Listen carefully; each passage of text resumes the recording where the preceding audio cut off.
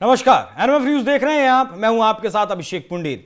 अपना राजनीतिक अस्तित्व बचाने की लड़ाई लड़ रही बहन कुमारी मायावती अभी भी इस राजनीति के बिल्कुल निचले स्तर पर जाने के बाद भी राजनीति में बहुत ज्यादा एक्टिव नहीं है। लेकिन जो 17 सितंबर के दिन घटा उसने कहीं ना कहीं मायावती की नींद को भी हराम कर दिया, मायावती के कान भी खड़े कर दिए जब अरविंद केजरीवाल ने फैसला लिया अपने इस्तीफे का और आतिशी सिंह को दिल्ली का नया मुख्यमंत्री बनाने का। तो ट्विटर पर आई मायावती और अपना दर्द साझा किया, केजरीवाल को पैंतरेबाज बताया और तमाम तरीके की चीजें बताई। दिखाइएगा जरा मायावती ने क्या कुछ कहा।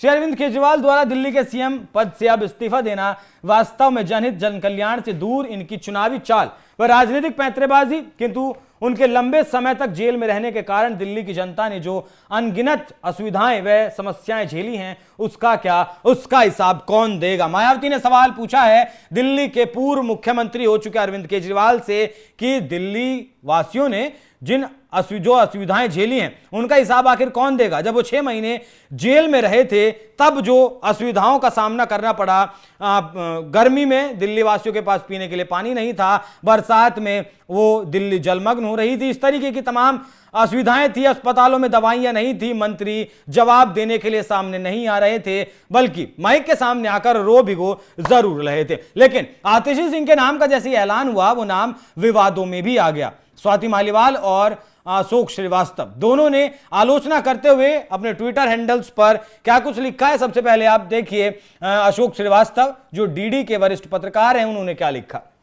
आतिशी मारलेना के रूप में क्या दिल्ली को पहला कम्युनिस्ट मुख्यमंत्री मिल गया है? आतिशी भले ही आम आदमी पार्टी के विधायक हैं लेकिन वो और उनका परिवार कट्टर कम्युनिस्ट है। ऐसे में आतिशी को मुख्यमंत्री बनाकर क्या अरविंद केजरीवाल अमेरिका से लेकर यूरोप तक में फैली कम्युनिस्ट लॉबी को खुश करने की कोशिश कर रहे हैं या उन्हें कोई संदेश दिया गया है?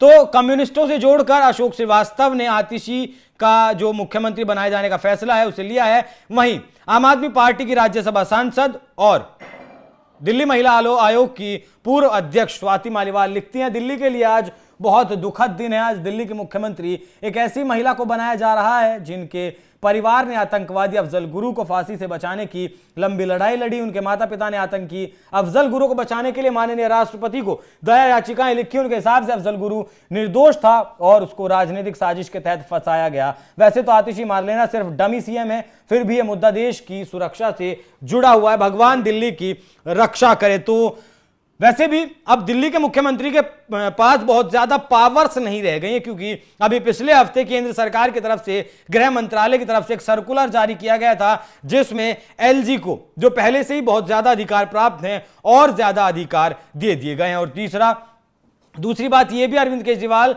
ने जो इस्तीफा दिया है उसके पीछे की कहानी यह भी बताई जा रही है कि अपने आप को अब जनता की अदालत में बेगुनाह साबित करने के लिए दिल्ली के मुख्यमंत्री ने यह प्रपंच रचा है कि मैंने इस्तीफा दे दिया है, अगर आप वोटों का आशीर्वाद देंगे तभी मैं अब इस कुर्सी पर बैठूंगा। और साथ में इसके लपेट लिया है उन्होंने मनीष सिसोदिया को भी। तो बहुत बड़ा फैसला अरविंद केजरीवाल की तरफ से लिया गया है, जिन अरविंद केजरीवाल के बारे में कहा जा रहा था कि वो कुर्सी से चिपके हुए हैं, वो अपनी कुर्सी को किसी भी सूरत में नहीं छोड़ने वाले। उन अरविंद केजरीवाल ने अपनी कुर्सी छोड़ दी है और आतिशी सिंह को उन्होंने दिल्ली का नया मुख्यमंत्री घोषित कर दिया है। तो अब देखना होगा कि दिल्ली की जो राजनीति में विस्फोट हुआ है उसमें कौन कौन झुलसता है और कौन कौन इस तपिश में नेता बनकर उभरता है। तो जिस तरीके से बहुत ज्यादा एक्टिव ना रहने वाली मायावती ने केजरीवाल और उनकी पार्टी को लगभग उधेड़ते हुए जो ट्वीट किया है और जो सवाल उठाए हैं उन पर आपकी क्या राय, कमेंट कर हमें जरूर बताइएगा। नमस्कार।